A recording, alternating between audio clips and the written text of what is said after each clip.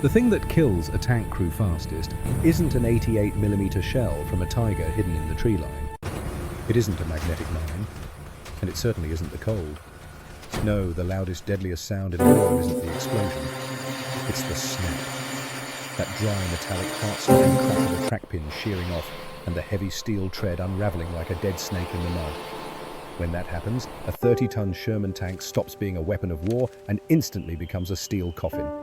It sits there paralyzed, a sitting duck for every German gunner within 5 miles. Unless we get there first. But getting there is the problem. Welcome to the Western Front. December 15th, 1944. The mud here doesn't just cover your boots, it swallows them. Thick, clay, heavy paste that freezes at night and turns to soup by noon. Temperature 28 degrees Fahrenheit. Bun 18 inches deep. Sergeant Emmett Keller stands with his boots sinking into the sludge, wiping black grease from his forehead with a rag dirtier than his face. Emmett is 42 years old, a man carved from granite and exhaustion. Before the war, he worked tool and die at Ford's River Rouge plant in Detroit, turning raw steel into precision parts. His hands know metal the way a pianist knows keys. Those same hands now grip binoculars watching disaster unfold 200 yards away. A Diamond T-Wrecker 12 tons, 185 horsepower churns its wheels helplessly. Stuck. The beast tried to reach a crippled Sherman and now both vehicles are trapped. Ground pressure 28 psi, too heavy for Belgian mud. The engine roars black diesel smoke pouring into grey December sky, but the wheels just spin, digging deeper graves. Emmett spits and shakes his head. You can't fight this terrain with brute force. You need agility, something that floats over mud instead of ploughing through it. Beside him stands Private Luther Briggs. Everyone calls him red copper hair freckles like rust spots on old iron. 19 years old, fresh from Iowa farms. 3 weeks in the motor pool. Still jumps at backfires. Red holds a clipboard like a shield, shivering in his oversized jacket. Sarge, should we call for another heavy wrecker? Emmett doesn't answer. He turns and looks at the vehicle parked next to the motor pool tent. A Dodge WC-52. 3/4-ton weapons carrier. Compared to the Diamond T, it looks like a toy. Compact high on its suspension canvas roof, flapping in cold wind. Most guys use these to haul ammo or run messages. A grocery getter with 4-wheel drive. But Emmett sees something else. He walks over slowly, boots sucking mud with each step, runs a calloused hand along the cold steel fender, studies the combat wheel's aggressive tire tread. Under that hood, Dodge T214 inline 6, 230 cubic inches, 92 horses. Not powerful, but torque and grit. Curb weight 5,600 pounds. Ground pressure 12 psi, half the Diamond T. This truck floats where heavies sink. Sending another heavy truck out there just feeds the mud, Emmett says, voice low and gravelly from too many lucky strikes. We don't need more weight, Red. We need a mountain goat, something that can get right up next to a broken tank, fix the track and get out before German artillery finishes their coffee. Red blinks, looks at the Dodge, then his clipboard. Sarge Field Manual TM 101513 states the WC-52 is rated for personnel transport only. Maximum load 1,500 pounds. A tank engine weighs 1,200 kid. Emmett's voice cuts like a hacksaw through copper. Those manuals were written by engineers in warm Detroit offices with hot coffee. I learned mechanics at River Rouge during the Depression. My father taught me specs tell you what's supposed to work. Experience tells you what actually works. Red swallows but doesn't back down. But the load calculations are based on perfect conditions, paved roads, no combat damage. We're not in perfect conditions, Red. We're in Belgium in December with 3 tank crews waiting to die. 3 tank crews, that's the real crisis. In 72 hours, 47 Shermans abandoned on the Western Front. Not destroyed by Germans, abandoned because recovery vehicles can't reach them. The US Army has 312 heavy wreckers in Europe. 280 are stuck in traffic jams, bogged in the same mud, swallowing everything else. Right now, 3 crews sit in disabled vehicles, exposed, vulnerable, waiting for help that isn't coming. First Sergeant Virgil Calhoun's outfit, 46 years old, southern drawl, absolutely fearless. They call him Mad Dog. His Sherman threw a track pin 2 hours ago. Now it sits motionless while German 88s zero in. Second, an M8 Greyhound scout car nosedived in a crater. Crew trapped, water rising, mortar fire walking closer. Third, another Sherman with seized transmission. Crew bailed out, hunkered behind it, using the tank as cover while German MG fire stitches the ground. Emmett reaches into his jacket, pulls out a worn leather wallet, flips it open. A photograph, a crayon drawing, a little girl's artwork, bright colors, crooked lines, stick figure man next to a big truck. At the top, in child's handwriting, Daddy's big truck, come home safe. Rose, 7 years old, his daughter. His wife Margaret died giving birth to Rose. Now Rose lives with her grandmother in Dearborn, drawing pictures for a father who's been gone 2 years. Emmett touches the photograph gently. He thinks about Tunisia 43. 2 men burned in a Sherman recovery came 10 minutes too late. One was Margaret's brother. At the funeral, Emmett vowed, never again. He closes the wallet, shoves it back. Red grabbed the cutting torch, the big oxyacetylene rig. Red's eyes go wide. Sarge, what are you? Boots in mud interrupt them. Lieutenant Amos Hartwell strides toward them, face set in the expression of a man who hasn't slept in 3 days. 51 years old, former Pennsylvania coal miner, broad-shouldered, thick-necked, but kindness buried under exhaustion. Hartwell points toward the stranded Sherman. Emmett, that tank is an Easy 8. M4A3 with high-velocity 76mm. Division wants it back before sunset. If we can't retrieve it, we scuttle it. Blow it up so Germans don't capture the armor improvements. His jaw clenches. Heavy recovery units are bogged 40 miles back. Engineers are building bridges. Nobody else is coming. It's up to the motor pool. Up to you. The weight settles on Emmett's shoulders like wet sandbags. I need a solution, Hartwell continues. Something that can carry a welder hoist tools to rebuild an engine in a ditch. And I need it operational fast. Red starts to speak, panic rising. Sir, we don't have authorization to modify Class B vehicles. Regulations clearly state, I don't care about regulations right now, Private. Hartwell's voice is flat final. He turns to Emmett. Can you do it? Emmett looks at the Dodge, sees it stripped in his mind. Chassis rails, Braden MU2 winch on the front bumper, 5,000-pound capacity. Most people think the winch only pulls the truck out of trouble. Emmett's thinking about making it pull trouble out of other trucks. Lieutenant, give me until tomorrow morning and keep brass off my back. Find me high-grade steel beams, maybe from those German beach obstacles. Check hedgehogs from Normandy fortifications. I'll build you a battlefield garage. Hartwell studies Emmett's face, nods slowly. You've got until 0900 tomorrow. But Emmett, if you ruin a good transport truck and fail to save those tanks, you'll be peeling potatoes till peace breaks out. As Hartwell turns to leave, he pauses, reaches into his coat, pulls out folded paper. Radio transcript. One more thing. Sergeant Calhoun's crew. There's a corporal in that tank, Thomas Keller. Says he's from Dearborn, Michigan. Says he's your daughter's cousin. Distant relation, but family. Emmett's blood goes cold. Thomas Keller. Rose's cousin. Family. Get them out, Emmett, Hartwell says softly. All of them. The lieutenant walks away. Red stands uncertain, clipboard forgotten. Sarge, what do we do? Emmett folds the paper, puts it next to Rose's drawing, looks at the Dodge, looks at Red. We start by destroying it. You have to break it down before you can build it up. Fire up the torches. We're not fixing a flat tire today. We're performing surgery. Wind picks up, carrying distant artillery rumble. The war isn't waiting. Emmett pulls his goggles down. Red moves to grab the cutting torch. Cold December rain begins to fall, pinging against metal like a ticking clock. The build begins now. But first, Red opens the hood to check engine condition. What he finds stops them cold. Motor mounts loose. Not worn loose. Someone deliberately backed off the bolts. And when Red runs his finger along the cylinder head, it comes away with metallic dust, metal shavings. Someone scored the cylinder walls. Fresh damage. Deliberate sabotage. Jesus Christ, Red whispers. Sarge, someone tried to trash this engine. Emmett leans in, jaw tightening. Somewhere in the motor pool there's a mechanic jealous enough to sabotage equipment soldiers' lives depend on. No time to investigate. But now they have to rebuild this engine before modifications even begin. Emmett does the math. Engine rebuild 4 hours minimum. Red looks panicked. We should report this. Get replacement. No time for replacements or investigations. Grab the engine hoist and parts bin. We're doing field rebuild. They work through morning in grim silence. Emmett's hands move with practiced efficiency, hundreds of engines rebuilt. He pulls the cylinder head, inspects damage to cylinder 3. Scoring not deep enough for full replacement, but needs new piston rings. Motor pool doesn't have spare rings for Dodge T214, but 3 rows of a wrecked Willys Jeep with similar engine block. Red pull rings from that Jeep, the one with blown transmission. Red runs. Emmett pulls out grinding compound and diesel oil. He's going to hand-lap the cylinder old blacksmith technique his father taught. Creating perfect seal between metal surfaces by rubbing with abrasive paste until microscopic imperfections wear smooth. Tedious. Time-consuming. Requires steady hands and patience. Emmett has no patience left but steady hands.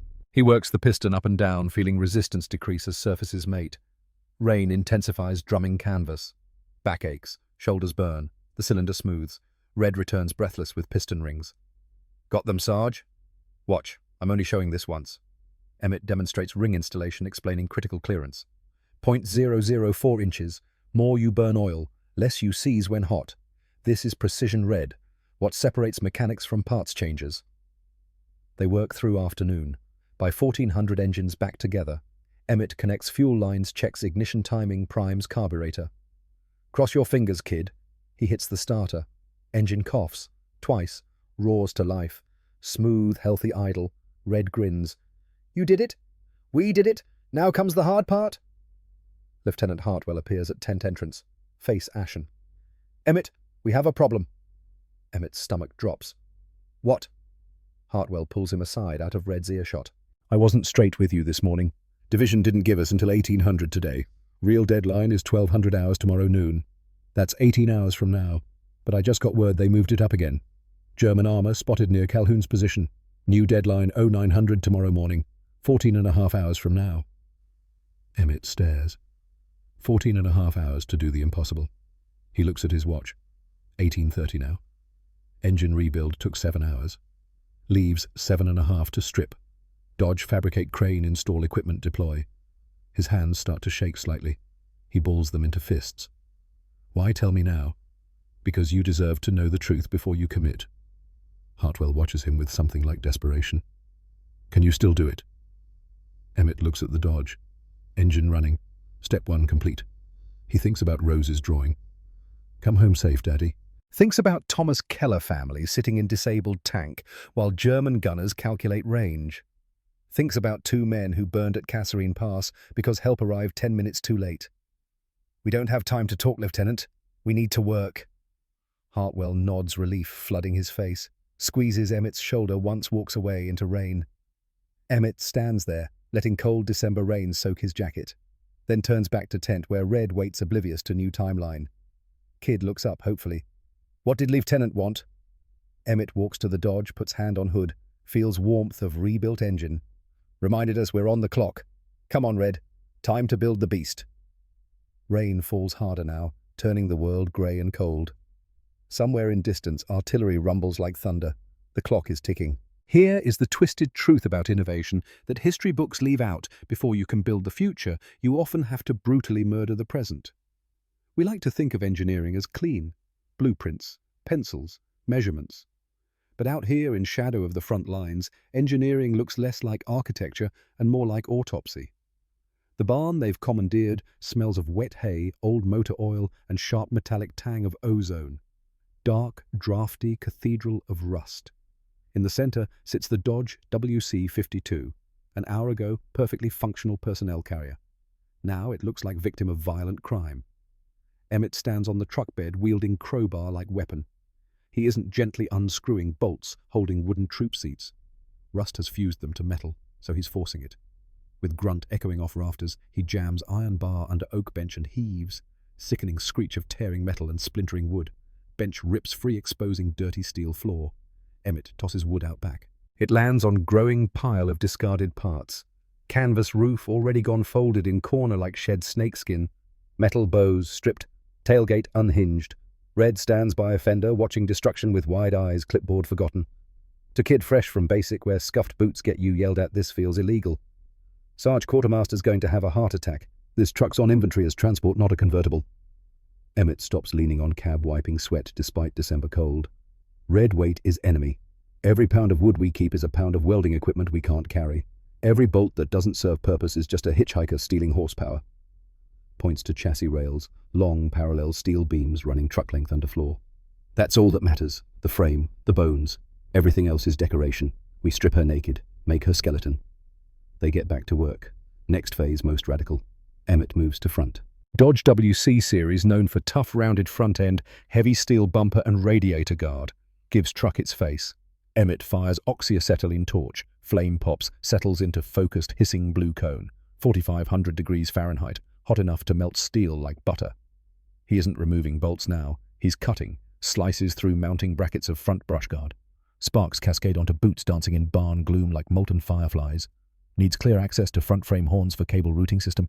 As steel glows cherry red and gives way, front guard clatters to earthen floor. Truck looks wrong now. Vulnerable. Teeth missing. Red shifts uncomfortably. Sarge, we need structural steel for crane. H-beams or I-beams thick enough to hold tank engine weight without bending. Where do we find that? Emmett kills Torch, sets it aside. That's your job. Scavenger hunt. Supply dump behind barn. Wreckage sites. German fortifications engineers cleared. Find me steel. Not sheet metal. Structural steel. Red grabs coat heads into rain, looking like man sent to find needle in Belgium-sized haystack. Emmett watches him go. Alone now, he pulls out wallet, opens it. Rose's crayon drawing. Come home safe, Daddy. Touches photograph gently as if paper itself precious. I'm trying, baby girl, whispers to empty barn. Daddy's trying real hard. Closes wallet, shoves back, picks up torch. No time for sentiment.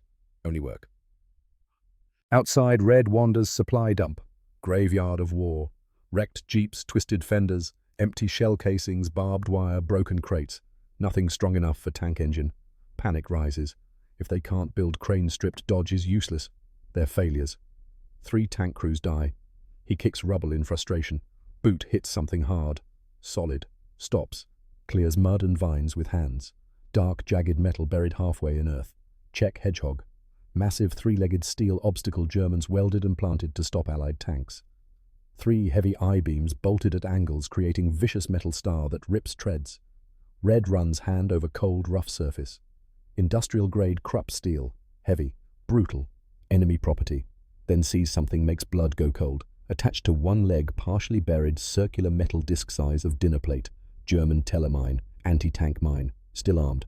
Red jerks hand back like touching hot stove, heart hammering. One wrong move that mine detonates with force to vaporize him, leave 10-foot crater. Should walk away, find different steel. But there is no other steel. Red takes deep breath, runs back to barn. Sarge! Emmett looks up from cutting truck bed floor.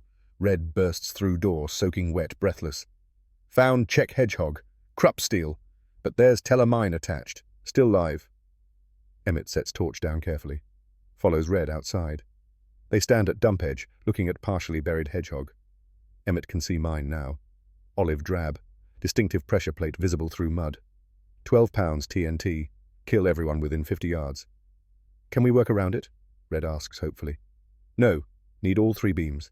If we move it with mine-attached vibration, could set it off. Red goes pale. So what do we do? Emmett kneels in mud, studying mine. I disarm it. Sarge, you're not demolitions. No, but I've seen it done, and we don't have choice. Pulls out pocket knife. Simple folding blade worn smooth from years. Kind mechanic carries to strip wire-cut gaskets, now using it to disarm bomb. His hands are steady. When looking at deadline at impossible task hands, shook. But now, kneeling before 12 pounds high explosives hands, rock solid. Maybe focus. Maybe resignation. Maybe fear looks different when it has specific shape. Red back to barn. No way, I'm not. Order private. If this goes wrong, one of us survives to finish job. Go. Red hesitates, torn between loyalty and self-preservation. Go, Emmett says quietly. Red backs away, turns, runs. Emmett alone with mine and rain and ticking clock in head. Studies device. German engineering. Precise. Elegant. Deadly. Telemine has pressure fuse in center, takes 200 pounds force to detonate. But also secondary fuse on side small port where pull igniter creates booby trap. Can see pull igniter. Thin wire runs from mine to hedgehog beam. Move hedgehog without removing wire. It pulls igniter, detonates mine. Need to cut wire. But if wire's under tension, cutting triggers detonation. Slow breath. Slides knife blade under wire, feeling for tension. Little. Not much. Wire slightly corroded, weakened by Belgian weather. Applies gentle pressure. Wire slippery with mud. Blade almost slides off. Steadies hand. Finds angle. Presses slowly. Wire parts with tiny metallic click that sounds like gunshot in silence. Emmett freezes. Nothing. No explosion. No white flash. No oblivion. Carefully withdraws knife, sits back on heels, breathing hard. Reaches down gently. Lifts mine away from hedgehog. Carries 20 feet. Sets it in empty area marks with stick so nobody steps on it later. Returns to hedgehog. Red standing there, soaking wet, white as ghost.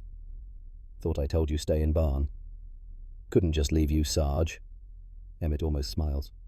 Almost. All right. Help me drag this inside. We've got crane to build. Hook chain to hedgehog use, Dodge's front winch, Braden MU2 to drag heavy German steel across muddy ground. Winch winds slowly, cable pulls, taut hedgehog slides through earth, leaving deep scar. First test of Dodge's pulling power. Passes. Inside barn atmosphere shifts. No longer demolition zone. Fabrication shop. Hoist heavy beams onto sawhorses. Steel covered in French mud, German factory markings. Emmett adjusts gas tank pressure. Hands red dark welding goggles. Put these on, look away when I say. This isn't just cutting. This is alchemy. We're fusing enemy strength onto American chassis. Torch flares bright.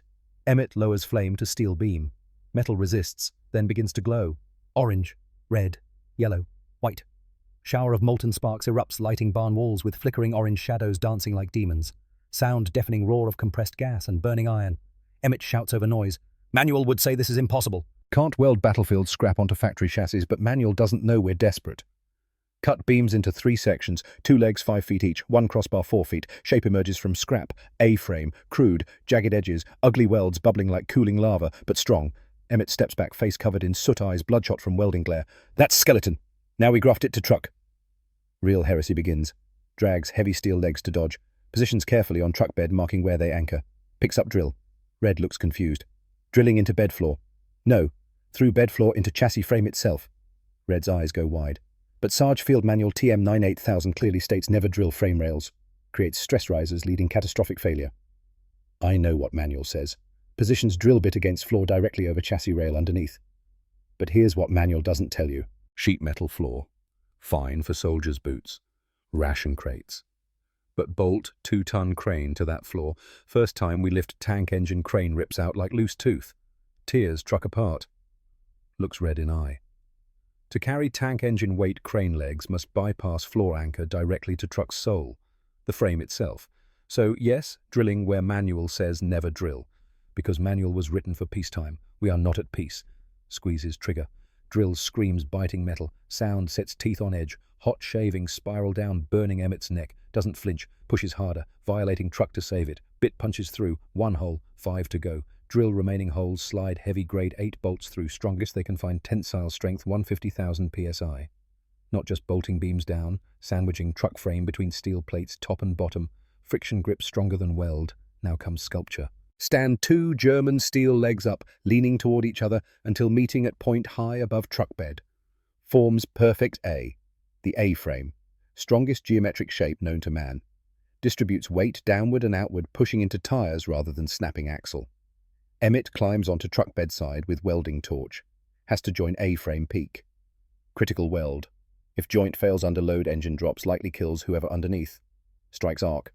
Light blinding even through dark goggles. Miniature sun born in barn darkness. Weaves puddle of molten steel back and forth, creating stack of dimes, row of overlapping circular welds, signifying perfect penetration. Fusing repurposed German steel into single unbreakable unit. 3 passes. 4. 5. Kills arc, steps back. Weld cools. Red-orange dark. Red stares up at A-frame towering over truck bed. Looks like gallows. Does Emmett agrees, but saving lives instead of taking them. But crane's just statue without muscle to move it. Real genius comes now. Dodge WC52 has winch Braden MU2 front bumper mounted. Beautiful machinery, 5,000 pound capacity, but pulls forward designed to drag truck from mud. Recovery vehicle needs to pull backward, lift upward, no second winch, no power takeoff for rear. Red looks at front winch, rear crane, back at Emmett. Sarge, how's front winch supposed to lift at truck back? That doesn't... Emmett grins through soot. Watch. Grabs steel cable from front winch, unspools it. Doesn't pull forward. Drags underneath truck. Red follows confused as Emmett crawls beneath Dodge chassis. Installs series of pulleys, heavy steel wheels called sheaves along truck belly. 1 at front crossmember, 1 behind transmission, 1 ahead rear axle. Massive pulley at A-frame base. Threads cable like seamstress working needle. From front bumper winch down under engine carefully between exhaust and drive shaft past fuel tank to rear bumper. At backwell's final pulley at very top of A-frame peak. Feeds cable up through system. Red up front. Engage winch. Red scrambles to cab, reaches through open door, pulls winch lever. Cable tightens with deep groan. Hook at A-frame top begins rising, swaying slightly like pendulum. Works. Front winch lifting rear hook. Holy shit. Red breathes. Geometry. Emmett says, crawling out. Cable underneath creates 2-to-1 mechanical advantage. Winch pulls 2,500 pounds. Force hook lifts 5,000. Tension actually helps compress chassis, making stronger underload. Self-reinforcing system. Test with empty oil drum, 500 pounds. Hook rises slowly. A-frame creaks, but holds steady. Drum lifts clear off ground. created monster. Looks strange small truck with massive rusted steel gallows looming over back. Top heavy. Dangerous. But works. Emmett steps back, kicks tire thinking. Truck sits lower now, suspension groaning under added steel weight. Center of gravity shifted. Added almost 1,500 pounds steel, haven't even loaded tools yet. Red notices. Sarge look at back end, rear sagging so low, mud flaps nearly dragging ground. Added too much weight, Red says, voice edging panic. Suspension can't take it. We drive like this, rear axle hits bump stop, shatters first crater, we hit. Emmett walks around truck studying problem. Red's right.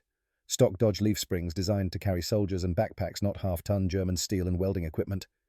Need to stiffen her up. Go find dead Jimmy. Red blinks. A what? GMC, CCKW, 2.5-ton truck. We're stealing its suspension. Red looks at darkening sky. Rain turned to sleet. Temperature dropping. Sarge, where am I supposed? Engineer depot, 2 miles east.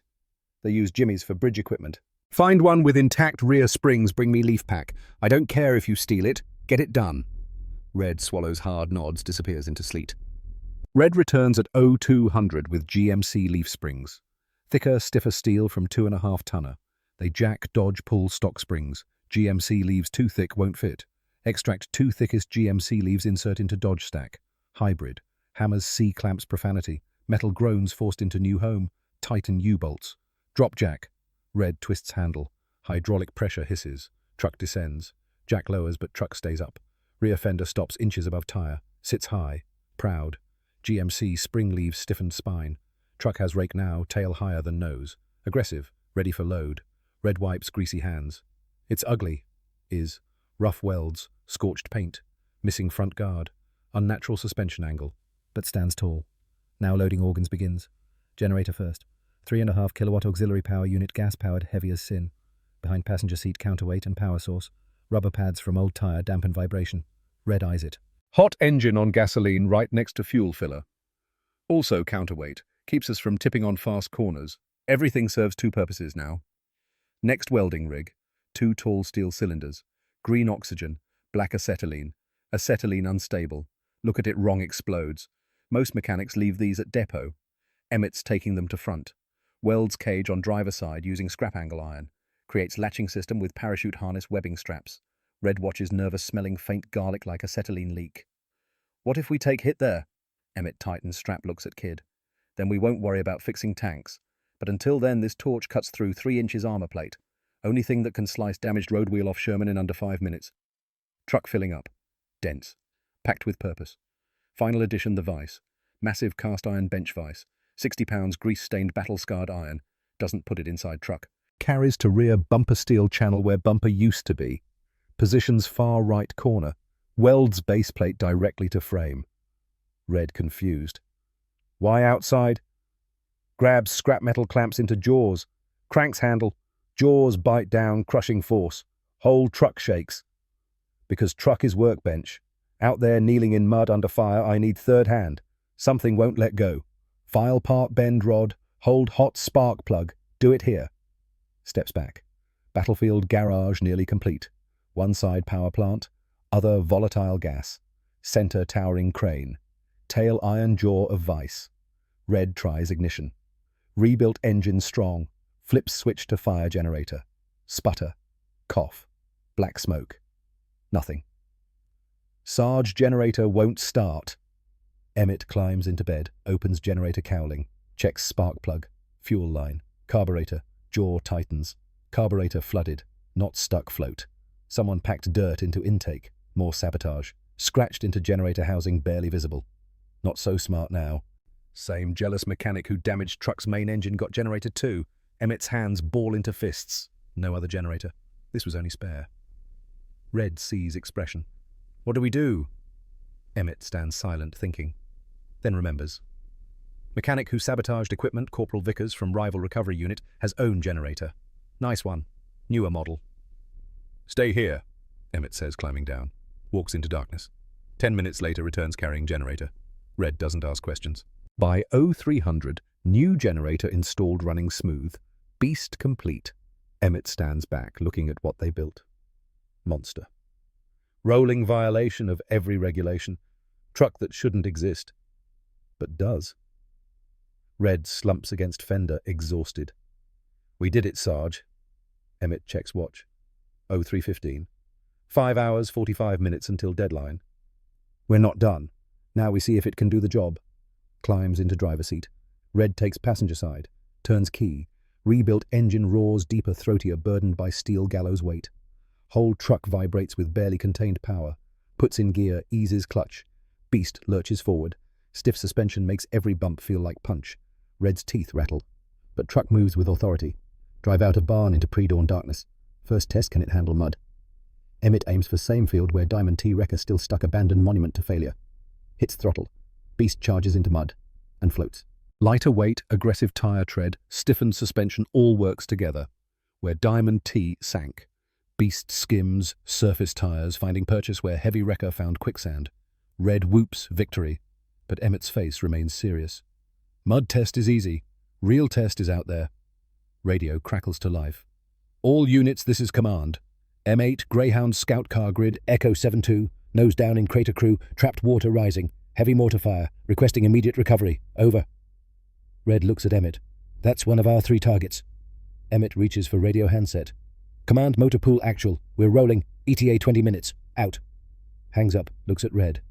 This is it, kid. No more tests, no more practice, we're going in. Red swallows hard, nods. Emmett slams Beast into gear, heads towards sound of distant explosions.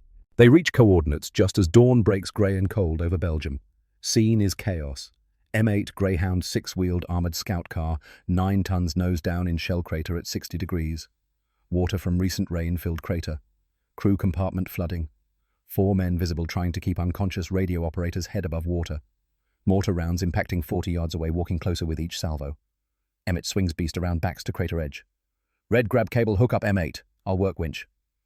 Red jumps out, scrambles down into crater, dragging steel cable. Mortar screams overhead. 1 impacts 25 yards left, sending up geyser of mud and shrapnel. Red dives flat, gets up, keeps moving. Reaches M8, crawls underneath, tilted hull, hooks cable to front frame. Hooked up. Emmett engages winch. Cable goes taut with singing hum. Beast digs in. GMC leaf springs compress but hold. Rear stays up. Slowly, agonizingly, M8's nose begins lifting. Crew scrambles out, dragging unconscious radio man. Mortar hits 30 yards, then 25. Pull! Red screams. Pull now! Emmett hits throttle. Beast claws earth, all 6 cylinders screaming, transmission howling. M8 drags free of crater just as mortar obliterates exact spot where it sat. Timing biblical. M8 crew collapses on solid ground, gasping, staring at Beast like chariot from heaven. Who the hell are you? One asks. Motor pool, Emmett says simply. Get to safety. We've got 2 more. Crew limps away, supporting injured radio man. Red climbs back into Beast, soaking wet, mud-covered, grinning like maniac. Holy shit, Sarge.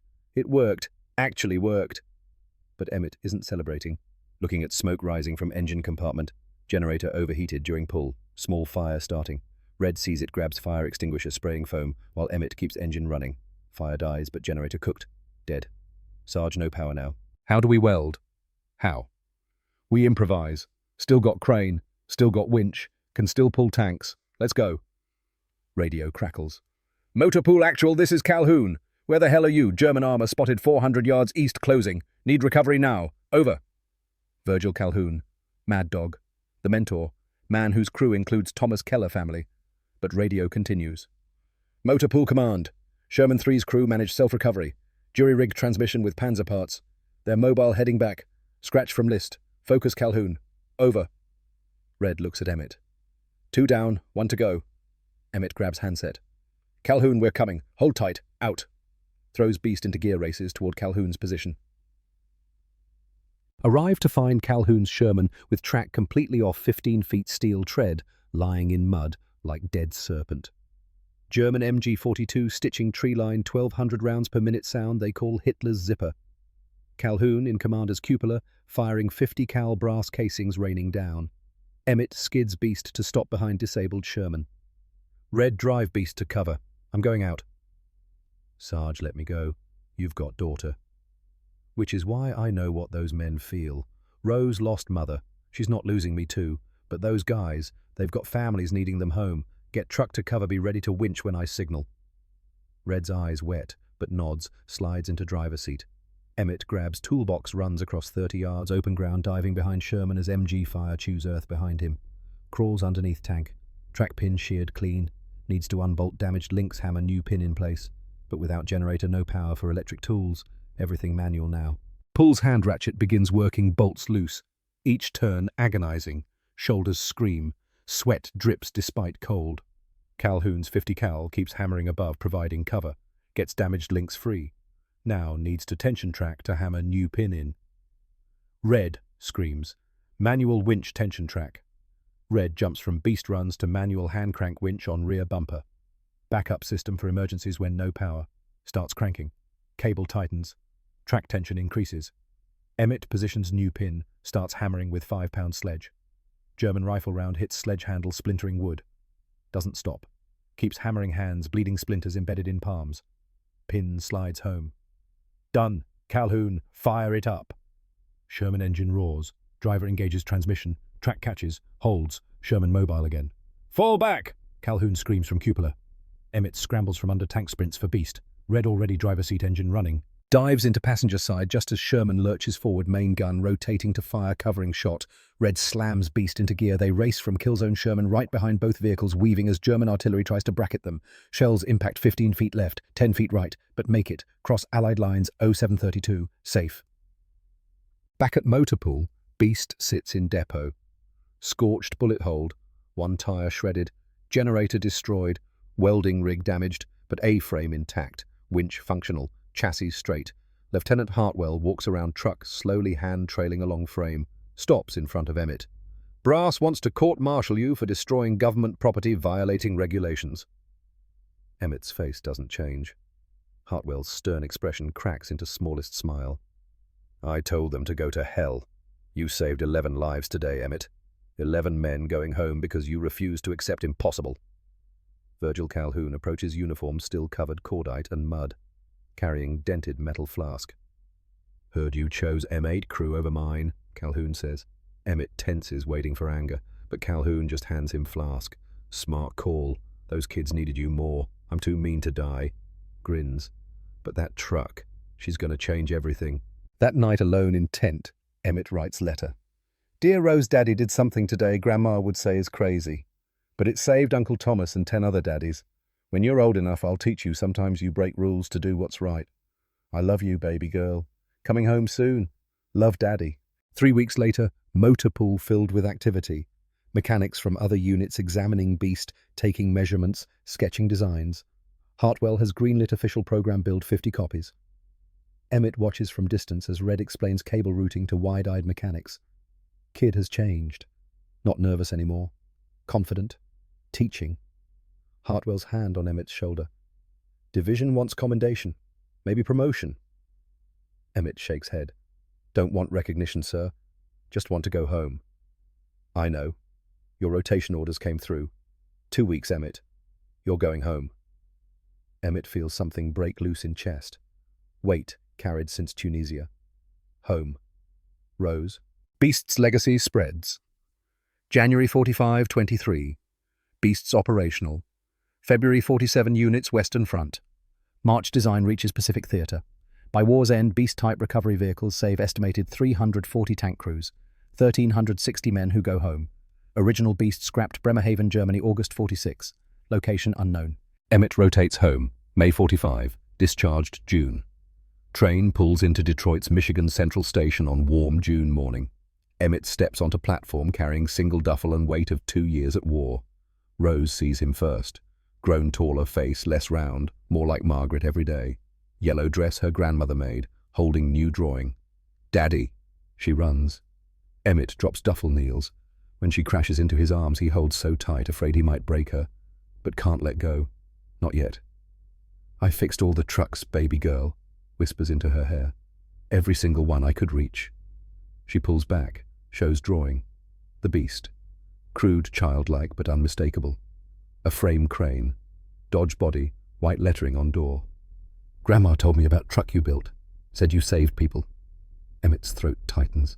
Looks at daughter, this beautiful piece of Margaret that survived. Makes new promise. I'm not leaving again, Rose. Never again. Daddy's home for good.